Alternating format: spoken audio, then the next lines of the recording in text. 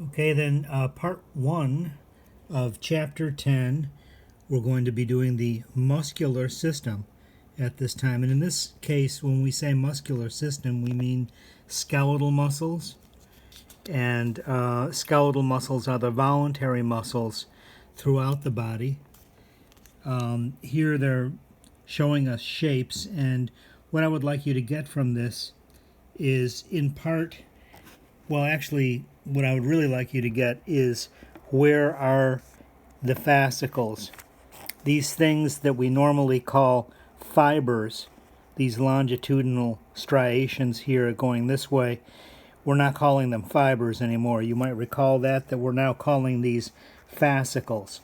So observe the nature of the fascicles, the direction in which they run. In some cases, they're running off to the side this way. In some cases, they're going straight. Here we have one that's running straight this way.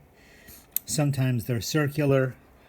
So basically, we're going to shorten the fascicle, and that's going to tell us how the muscle works.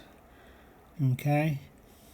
So with that in mind, we're going to press on here. We're going to do all the muscles of the body, the muscles on the anterior and the posterior. We're actually going to begin with muscles that are intrinsic to the axial skeleton, and then move on from there to the appendicular skeleton. Much the way we did bones and joints, we're going to do muscles. Okay, and we began with the skull. As you recall, here we have an overview, this big view here of the muscles. We're going to actually begin with muscles of facial expression. What's unique about the muscles of facial expression is that of all the muscles of the human body, these actually do not insert into bone. These insert into skin, right? And if you've been to a country where you don't speak the language or don't speak it very well, sometimes you have to look carefully at the speaker's face to try to derive meaning. And sometimes, even if you know the language well, what's going on with their face tells you even more about what they're trying to tell you, if you understand facial expression. Okay, so with that in mind, we're going to be taking a look at these muscles right here. Okay, and these muscles are listed over here. It actually begins on the previous page that we're looking at. This page here is 329 in the 9th edition. Okay, and they're beginning now. Take a look at the table here. We're going to be doing the frontalis muscle. And we're not going to be looking back here, and we're not going to be wiggling our ears. This is the frontalis muscle is on the forehead, and it goes from, now notice here they're presenting the muscle to us in terms of its name. I'm suggesting to you that you use the name frontalis when looking at this. Here's the description. This aspect covers the forehead. Okay. And it arises. Now notice here we have attachments. So we have origin and insertion. This is origin, which means the part of the muscle that does not move. Insertion is the part of the muscle that does move. I've crossed out this terminology here and replaced it with the actual name of the tendon. So your scalp has a very thick tendon, and it's called the galea aponeurotica. Aponeurosis is a term that we use for flat tendon, okay, as opposed to the tendons in your wrist, which are sort of like piano wires, sort of long and narrow. This is actually wide and flat. Okay, and then it's going to give us the action. What's the action of this?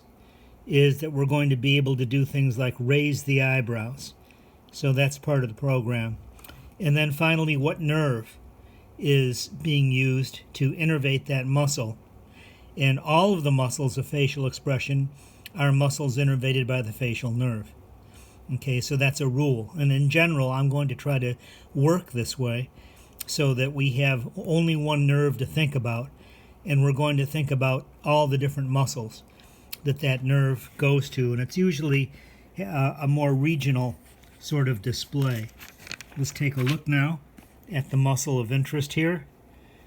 And this is something that's easy to find on yourself and on the face of others. It's right here. Some people are capable of lifting one eyebrow at a time. I'm personally not really good at that. But there are actors and actresses that are capable of just lifting one single eyebrow and letting the other one relax. Okay, or you raise them together. Up here, this is our origin. Up here, this is the scalp. And this is the flat tendon that I was referring to. This is the Galea aponeurotica. Okay, I've listed it here for you. You can get the spelling. Galea aponeurotica is the actual Latin name for this flat tendon, which is the scalp. You can actually press your finger against it and move it around. It's got loose connective tissue under it. I've taken a moment here and given you a little mnemonic that we learned in medical school about the scalp. The scalp is most outwardly the skin, underneath that the dermis, and then underneath that we have the flat tendon, the aponeurosis, and then below the aponeurosis we have the loose connective tissue that allows us to move that scalp all around. And then finally we get the periosteum, connective tissue over the bone structure itself. Okay, scalp. Okay, then so the facial expression here could be one of surprise, lifting the eyebrows, or if you lift only one eyebrow, it might be suspicion. It's like, really? Is that true? Right? So these are conveying, these muscles have a tendency to convey meaning. Okay, they could also do just normal, ordinary, everyday things, like this one right here closes the eye. And notice that it is orbicularis oculi, not to be confused with the circular one here, which goes around the mouth and the lips, and this one is referred to as orbicularis oris. So I'd like you to be able to distinguish that. But notice, look at this over here. Everything is facial nerve. Okay, so that means when we have orbicularis oculi, what we have here is a flat sphincter-like muscle that surrounds the eye, including the eyelid, and in a sense it's sort of like connected to itself, as it were, and also the skin.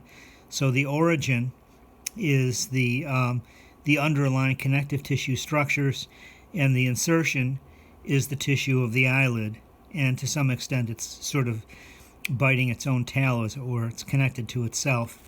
And what is the action here? The action is to close the eye. This is the muscle that does that, okay, innervated by the facial nerve. Okay, then. The next muscle to be considered here, coming down, and I have things listed here, zygomaticus and rhizorius. These two muscles I take together often because they're the muscles for smiling. Okay, and the zygomaticus is arising from the zygomatic bone, the cheekbone, and going to the skin and muscle at the corner of the mouth. Over here, the rhizorius is coming from the lateral fascia associated with an underlying muscle, the masseter, and then also going to the corner of the mouth. And we bring over here our view, and notice here's the zygomatic, and usually it comes in pairs. So we have the zygomatic minor and major, and then we have the rhizorius and rhizorius right here. Notice that they're both going to the corner of the mouth, and that when we smile, we're actually contracting these muscles and pulling the mouth wider and upward so that we get that smiling action. Okay, and then some people who are on the the floats for Miss Chinese New Year and stuff like that, their face is more or less frozen into an intentional smile, and they're sort of waving their hand. So you can always tell when somebody's really happy to see you and when somebody is just more or less using the correct musculature. Okay, so we'll pick up that in the next spot.